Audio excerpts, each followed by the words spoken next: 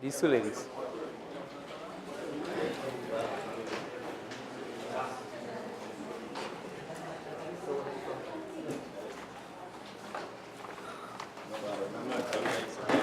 Let me get one.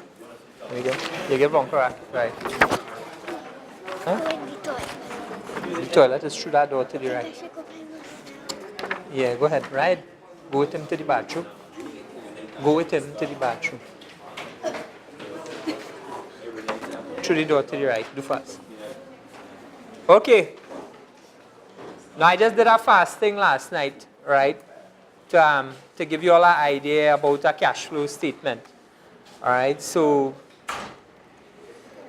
this is what we would call like a personal cash flow statement. So if you look at everybody has one of these? Anybody didn't get one? Now is the time to see. If you look at the statement, there's a section at the top called receipts, and there's a section at the bottom called payments. Everybody seen that? So receipts at the top, I don't know if you all could see it if your eye is good. But what you want to do here is kind of break down on a monthly basis, coming up to a total, what your receipts are coming into you, what is the money coming into you each month, you all there? So some people work in a job, so every month they're going to collect a salary. You're not going to get your full salary, they're going to actually deduct what? If you're working on what they call emolument income, they're going to deduct taxes, they're going to deduct other things, you all there? So your receipt would actually be the amount net that you actually receive in hand, you all there? In your bank account or in your hand. So that first row there, work/job, is that kind of receipt. If, for example, however, you are a business owner, well then, over here, you need to put in, there's a second line called business income, you all there? Now, business income could be a little bit unpredictable for business owners. So you may have to put a best estimate in terms of what your should be business income is for the year based on experience, you all there? Net of expenses. So as a business owner, you're going to have income coming in from whatever business you have. Maybe you rent properties, you rent cars, maybe you sell items, and you have expenses related to that. The net amount that you receive every month, that is what you're going to put here. Jan, Feb, March, April, May. You all there? Coming up to a total, you need to work out a total. I just talking, so you all could do while I'm talking actually. The next line, property rent. Maybe you have a job, but you also rent. Maybe you have a piece of property, or maybe your own home, a portion of it, the floor below, you rent, and upstairs you occupy. You all there? Then if you collect some rental income, you want to put that in there. You all seen that? Property rent. Maybe you have some other arrangement.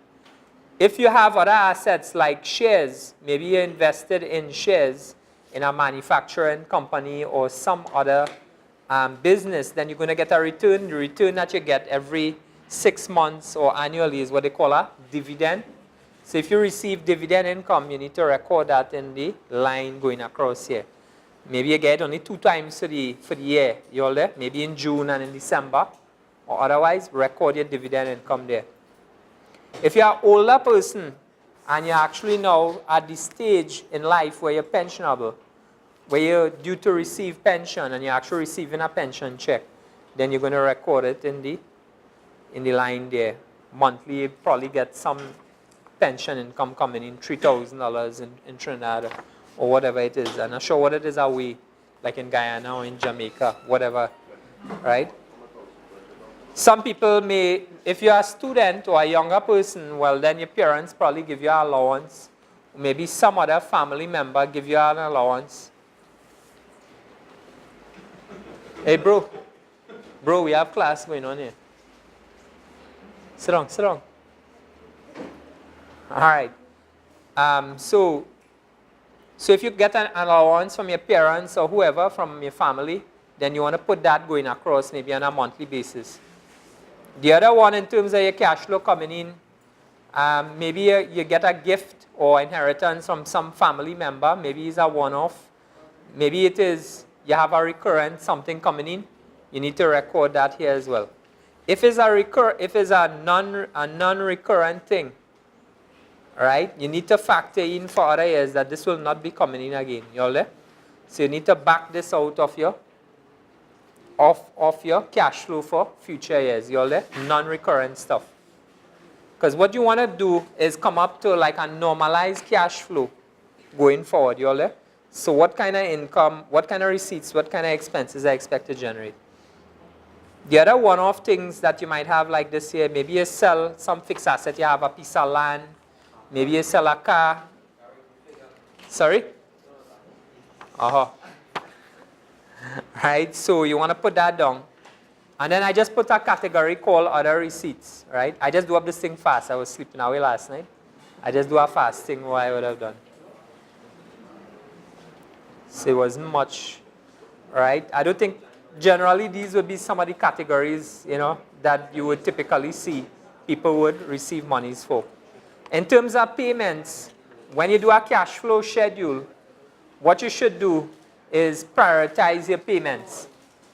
When you do a cash flow schedule like this, prioritize your payments. So break down your payments. You will see I try to put like the critical things you have to pay first. You all there? So things like your utilities, things like your telephone, rent or mortgage payment, if you have that to pay. Put an average for your grocery / market bills. Put an average for your medical, dental payments. Maybe you had to include that twice for the year, 3 times for the year. Put down what the total is. You make an estimate in terms of your payments. Maybe you have household repairs and maintenance to do. You want to estimate that for each month. You all there?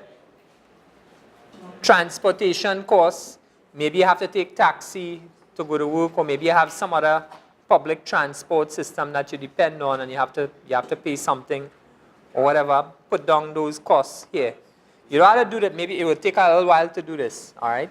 You could think about it, but this is what the approach that I would normally take. Work out your vehicle maintenance costs if you're owning a vehicle. Some people spend money on clothing and apparel. Maybe you have insurance to pay on your house or your car, whatever, stuff like that.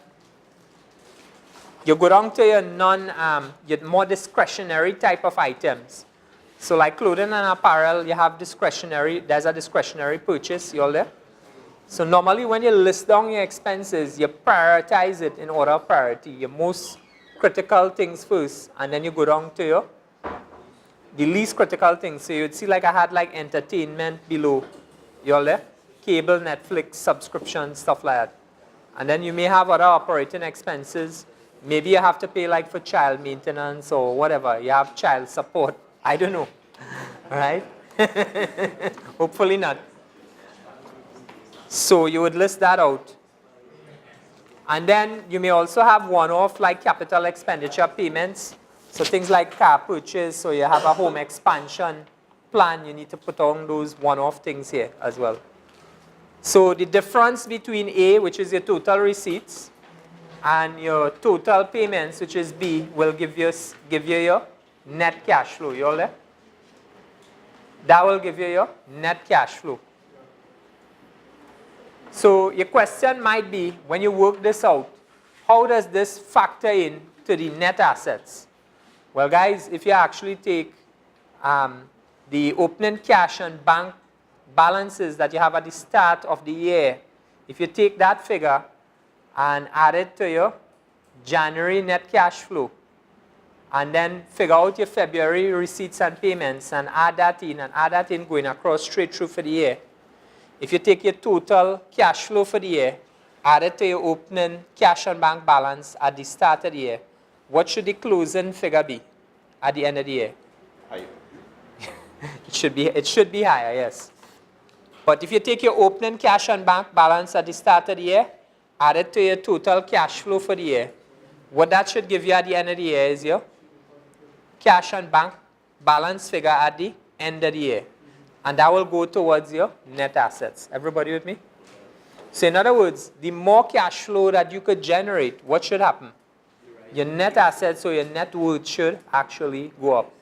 So when I told you all that I wanted to build this building, cash, all right? And I didn't want to go to the bank. I told you all when I looked at the net assets that I had, and I looked at the current cash flow I had, I was just working in a job. I could not what? I could not do it. You all there? So what did I have to do? I had to look for ways to adjust the cash flow And there are two ways to adjust your cash flow. You could do it negatively by doing what? Cutting expenses. But I didn't take the negative approach. I took the what? The positive approach. And the positive approach is look for ways to actually earn income or get additional sources of income. I give you all 4 sources of income that I got money from additionally. You all there? And so I was able to generate the cash flow and then increase the net assets I had to actually do the building. The other thing I did was, I didn't do everything one time. I did everything in what? Phases. You all there? So you phase your cash flow to your needs. You all there? But my background was accounting and finance.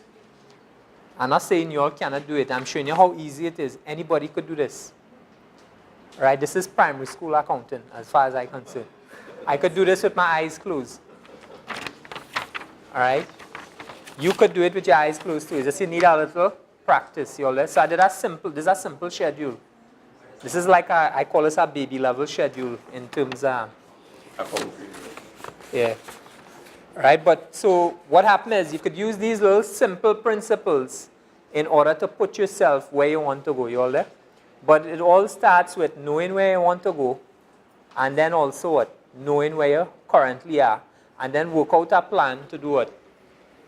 To get you from here to there. You all there? So how do I increase income? What are the things that I have to do? The other thing you could do in terms of personal finances, there's this concept called leveraging. You know that? And leveraging has to do with, if you want to magnify your effort, well, there are certain levers that you could use to magnify your effort. So for example, to magnify my effort, I would have used